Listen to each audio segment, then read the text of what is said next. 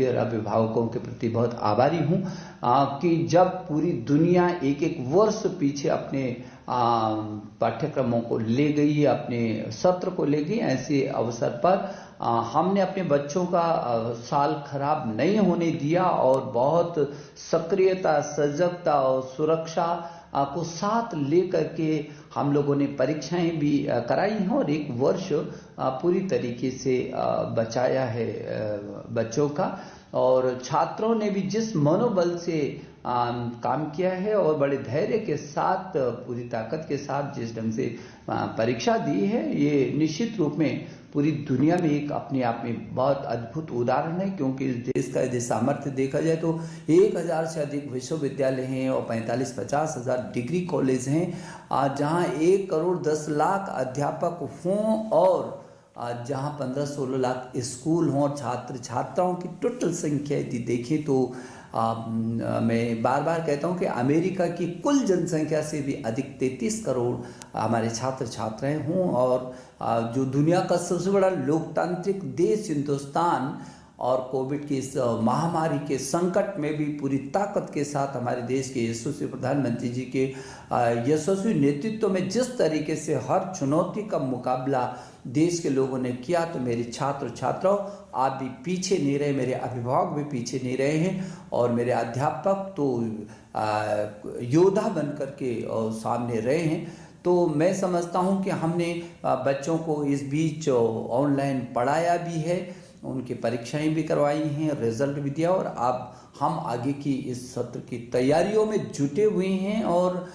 Digital India जो हमारे देश के प्रधानमंत्री का विजन था, इस कोरोना काल ने उस विजन को क्रियान्वित किया धरती पर। मैं समझता हूं कि 33 करोड़ छात्र छात्राओं को ऑनलाइन पर लाना दुनिया सोच भी नहीं सकती है। हाँ, अभी कुछ छात्र छात्रा ऐसे हैं जिनके पास स्मार्ट टेलीफोन नहीं है, जहां नेट की सुविधा नहीं है, लेकिन हमने उनको भी वंचित नहीं रखा। हम टेलीविजन के माध्यम से, रेडियो के माध्यम से, सामुदायिक रेडियो के माध्यम से और जैसे कि one nation one digital platform की हमने बात की थी और क्लास 1 चैनल की बात की थी और हमारे स्वयं प्रभा के 32 चैनल जो 24 घंटे हमारे छात्र छात्रों के लिए समर्पित हैं, DTH पर उनकी समर्पितता है। और उसी से जो छात्र दीक्षा पर नहीं आ सके हैं, उसके कारण उनको दिक्कत हुई, मोबाइल में नहीं उसको पा सके, उनको भिन्न भिन्न तरीके से हम लोगों ने किया। लेकिन मुझे इस बात की खुशी है और ये कहते हुए मुझे गर्व भी महसूस होता है कि हिंदुस्तान की शैक्षणिक जो गतिविधियां हैं वो पूरी ताकत के साथ खड़ी रही हैं,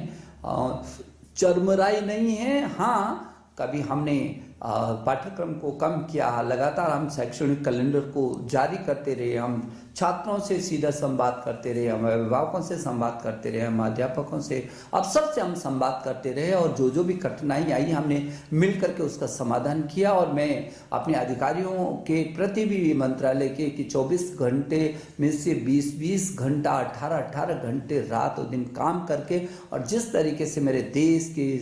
33 करोड़ छात्रों में से 25 करोड़ तक ऑनलाइन पर लाने में सफलता प्राप्त की, दुनिया का अद्भुत उदाहरण है। और हमने जेईई और नीट की भी परीक्षाओं को कराया और बहुत सुरक्षित तरीके से नीट भी दुनिया की सबसे बड़ी इस कोरोना काल की परीक्षा थी और जो बहुत ही सफलतम रहा है। मैं सोचता हूं कि मनोदर्पण जैसे कार्यक्रमों को भी हमने किया और उससे पहले जो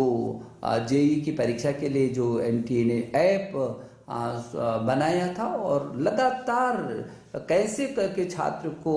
जो संभव हो सकता है वो क्या क्या किया जा सकता है, लगातार इस दिशा में हम लोग प्रयासरत हैं। और मेरे छात्र छात्रों, मुझे लगता है कि कभी एक समय था जो मोबाइल पर हम अपने केवल मित्रों से बात करते थे, अब मोबाइल पर हम दीक्षा को डाउनलोड कर रहे हैं और हम पढ़ाई कर रहे हैं। एक समय था जब आप ईयरफोन लगा करके केवल गाना सुना करते थे, लेकिन आज वो ईयरफोन लगा करके आप पाठ्यक्रमों को सुनते। एक समय था जब टेलीविज़न केवल मनोरंजन का विषय होता था, लेकिन आज वही टेलीविज़न हमको शिक्षा के काम में भी ला रहा है, हमारे पाठ्यक्रमों को हमको समझा रहा है। स्वयं प्रभा पर हम उसको अच्छे तरीके से देख पा रहे हैं। तो मैं समझता हूँ बहुत आमूलचूल तेजी से बदलाव आ रहा है। जो नई शिक्षा नीति हम लेकर आए हैं पूरी दुनिया में सबसे बड़े रिफॉर्म के रूप में आ रही है, सारी दुनिया ने स्वीकार। मुझे खुशी है कि हमारे देश ने भी उत्सव के रूप में इस नई शिक्षा नीति 2020 को स्वीकार किया है। मैं समझता हूं कि आपके मन में ज़रूर है कि कब ये परीक्षा, हमने पहले भी कहा था जब पहले के संवाद में कि हाँ फरवरी तक आपकी कोई परीक्षा नहीं होगी, क्योंकि आपकी अनिश्चितता सी बनी है। जनवरी और फरवरी, जनवरी आ गया और पहले जनवरी फरवरी में प्रैक्टिकल भी शुरू हो जाते थे, परीक्षाएं शुरू हो जाती थी, तो मार्च तक वो पूरी होती थी। और इन परिस्थितियों में बहुत आपसे संवाद करने के बाद और व्यापक परामर्श करने के बाद अब हम लोग इस निर्णय पर पहुंचे हैं कि जो बोर्ड की परीक्षा है हमारी, वो बोर्ड की परीक्षा जो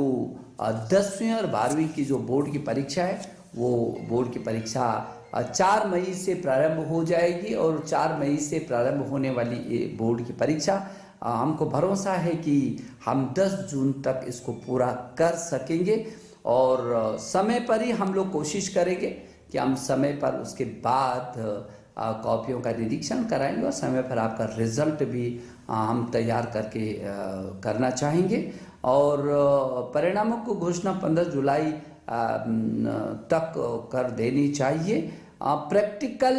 की जो परीक्षाएं हैं वो आपकी 1 मार्च से शुरू हो जाएंगी। मेरी शुभकामना, आप पूरी ताकत के साथ और बहुत आत्मबल के साथ बिना किसी तनाव के आप परीक्षा की तैयारी में जुटे। वक्त भी हमारे पास है और आपको पाठ्यक्रम भी बहुत अच्छा आ रहा है। और सीबीएसई ने